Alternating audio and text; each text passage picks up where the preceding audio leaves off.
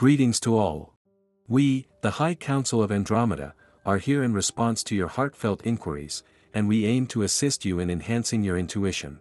Firstly, let's explore what intuition means. It is your higher mind, often referred to as your 5D mind. By tuning into your intuition, you align yourself with the 5D timeline, effectively stepping away from the 3D matrix. To activate your intuition, embrace the belief that all answers lie within you. Begin by asking questions and listening carefully. Record the responses in a relaxed state, as relaxation is essential for this process. Your intuition guides you toward what truly motivates and resonates with your heart. It identifies your blockages and suggests tools to break free from repetitive patterns that no longer serve you. Moreover, it connects you with your higher self. Intuition avoids imperatives like, "you must do this" or "this is your responsibility." It encourages you to persist, especially in maintaining discipline within spiritual practices, fostering tolerance, patience, and strength. Intuition is not about enduring a monotonous life but about finding movement and change. This cycle only restricts you further. Now, it's time to seek balance. Follow your intuition to do what you love, what brings a genuine smile to your face. Take time to relax, live with less, and find joy in your journey. This way, you avoid wasting time trying to counterbalance dissatisfaction through harmful habits. We remain close, ready to guide you.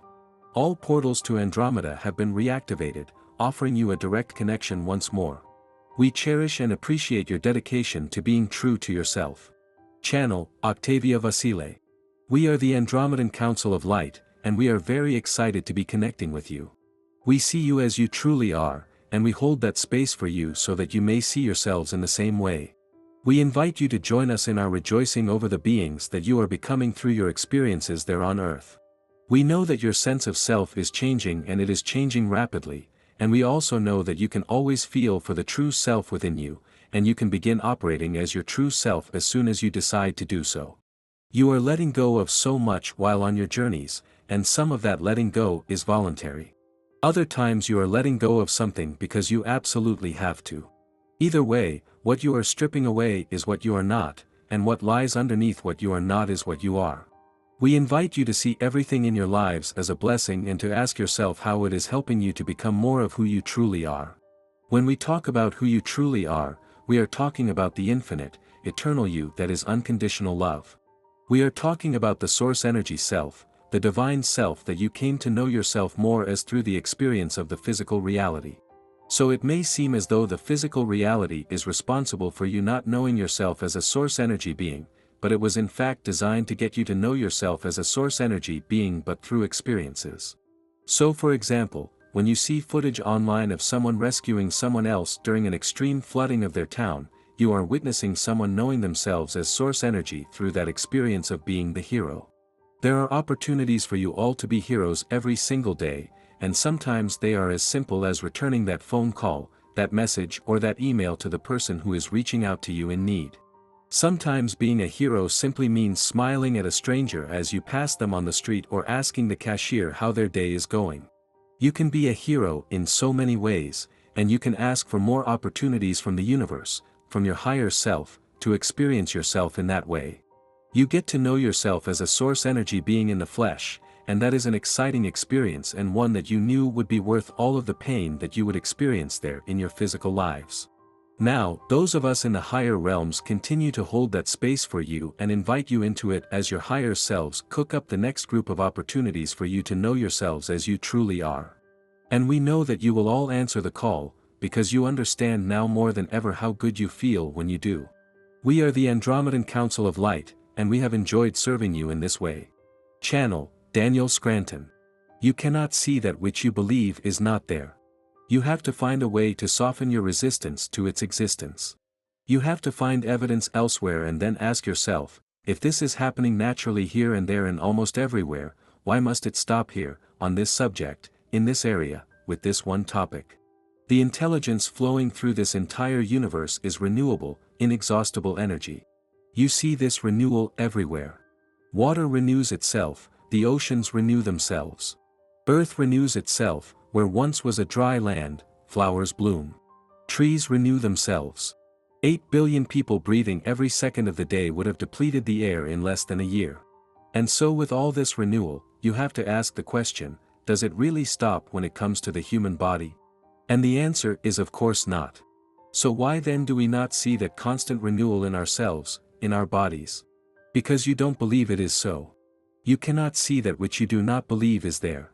When you find evidence elsewhere, and when you are convinced that everything is flowing from one source and that this source is flowing everywhere, you begin to see the error of thinking that caused you to not allow yourself to see what was and is already there, therefore stopping yourself, not allowing yourself to experience what is naturally there, what is happening naturally, without effort on your part. When you see a garden depleted and you turn on the water and soon everything regrows, gets resurrected, you have to ask, if this is true of water and plants, and if similarly, we too live in a sea of water, holy water, magical water called life, then the same must be happening here. Why then is it not so? How do I turn on the water, the flow? You recognize it is there first and foremost. And then you allow it by no longer saying it is not there. Everything is already there. The abundance you desire, the health you desire, the relationships you desire, the clarity you desire, the money you desire, is already there. Opening your consciousness to more, is recognizing that it is there, in more and more places. It is about removing the restrictions you have set on things in more and more areas, on more and more subjects.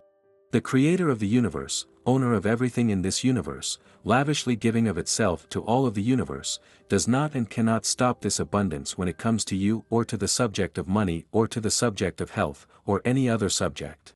It is happening all the time. It is naturally happening at all time.